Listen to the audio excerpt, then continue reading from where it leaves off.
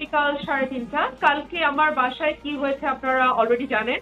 রাত্র 11:30টার সময়ে 50-60 জন লোক লাঠিসোঁটা নিয়ে এসে দরজা ভাঙার চেষ্টা করেছে, আমাদের মেইন গেটটা, লোয়ার গেটটা ভাঙার চেষ্টা করেছে, তালা ভাঙার চেষ্টা করেছে। সেটা করতে না পেরে তারা লাইট যা আছে সব ভেঙেছে, ইট পাটকেল মেরে গাড়ি ভেঙে ফেলেছে। নিচের কয়েকটা গাড়ি ছিল, বেশ কিছু গাড়ি ক্ষতিগ্রস্ত হয়েছে, তারা ক্যামেরা ভেঙে ফেলেছে। তো কালকে রাত 2:30 পর্যন্ত আমার বাসায় সাংবাদিক ভাইরা ছিলেন। আমি আমার অন্তরের অন্তঃস্থল থেকে যে সাংবাদিক ভাইরা আমার পাশে দাঁড়িয়েছেন, নিউজ করেছেন, ব্রেকিং নিউজ দিয়েছেন, অ্যাটলিস্ট রাত 2:30টার সময় এটা আমাকে মানসিকভাবে শক্তিশালী করেছে। আমি তাদের সকলকে অন্তরের অন্তঃস্থল থেকে ধন্যবাদ জানাতে চাই।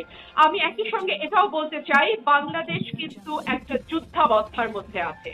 কথাটি শুনতে যেমনই লাগুক, আমার নিজের দেশের পুলিশ, আমার নিজের দেশের কিছু নাগরিক, তারাই ঝাঁপিয়ে পড়েছে আমাদের সাধারণ মানুষের ওপরে।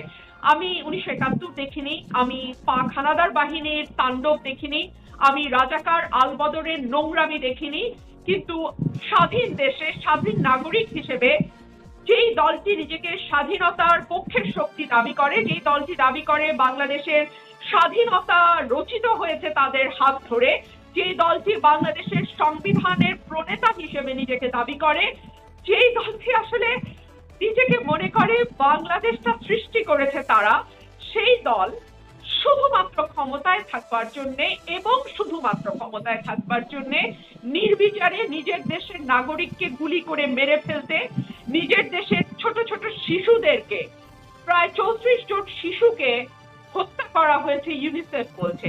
স্বরাষ্ট্রমন্ত্রী অবশ্য একটু হাসি দিয়ে বলছেন তারা নাকি শিশু নয়, তারা কিশোর। কিশোর মারাটা জায়েজ।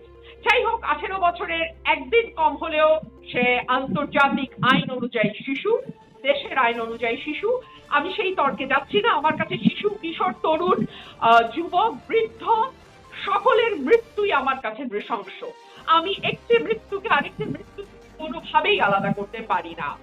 আমি আজকে আবার যাচ্ছি সমাবেশে, আমি আজকে আবার যাচ্ছি আমার ছাত্রদের কাছে, এবং যদি মনে করা হয় যে ভয় দেখিয়ে, ত্রাস তৈরি করে, বাড়িতে বাড়িতে ঢুকে রাতের অন্ধকারে হানাদার, পাক হানাদার বাহিনীর মতন তারা যেভাবে মেয়েদেরকে তুলে নিয়ে গেছে, আমি একজন নারী, আমি বাস করি আমার 86 বছর বয়সের বৃদ্ধা মায়ের সঙ্গে এবং আমরা একা থাকি।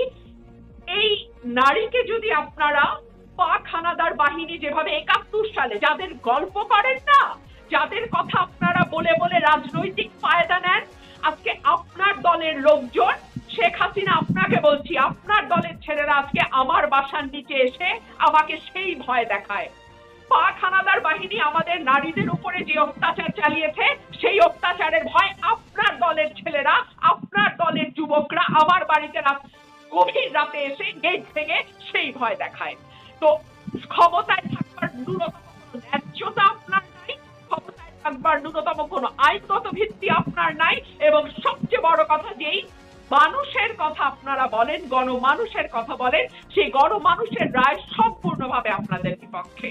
বিভিন্ন জায়গা থেকে খবর আসছে সেনাবাহিনী আমাদের ছাত্রদের পাশে দাঁড়িয়েছে, নির্বিচারে যেই জায়গাগুলোতে গুলি চলেছিল, ছাত্রলীগ, যুবলীগ, আওয়ামী লীগের গুন্ডা পান্ডারা যেখানে গুলি চালিয়েছে, নির্বিচারে গুলি চালিয়েছে, তার বহু জায়গায়, বীরপুর ফর এক্সাম্পল, কুমিল্লাতে, যাত্রাবাড়িতেও আমি শুনতে পাচ্ছি কোনো কোনো জায়গায়, চট্টগ্রামে সেনাবাহিনীর সদস্যরা নির্বিচারে গুলির বিপরীতে পাল্টা প্রতিরোধ করে তুলেছে এবং ছাত্রদের পাশে দাঁড়িয়েছে।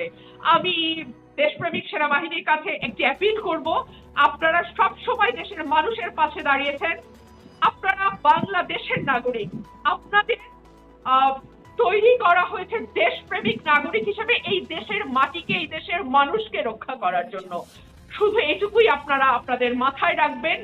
এবং খুব অবাক কাণ্ড যে সাধারণত মানুষ বহিঃশত্রুর আক্রমণে এরকম অসহায় বোধ করে, কিন্তু আজকে আমাদের দেশের একটি দল, আমাদের দেশের কিছু মানুষ জাস্ট ক্ষমতায় থাকার জন্য, জাস্ট ক্ষমতাটাকে মানে এনজয় করবার জন্য নির্বিচারে মানুষ মারছে।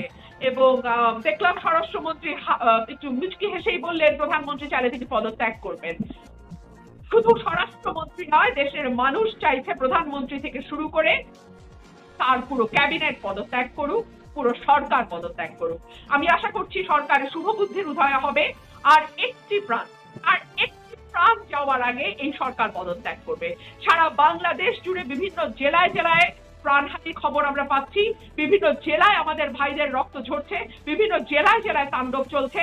আমি অ্যাপিল করব এই তাণ্ডব এখনই বন্ধ করুন, কারণ যত দ্রুত পদত্যাগ করবেন আপনাদের এক্সিট ততটাই বেটার হবে। কারণ যত সময় যাবে, অ্যাট্রসিটি যত বেশি বাড়বে, আপনার যাওয়াটা কিন্তু ততই কঠিন হবে।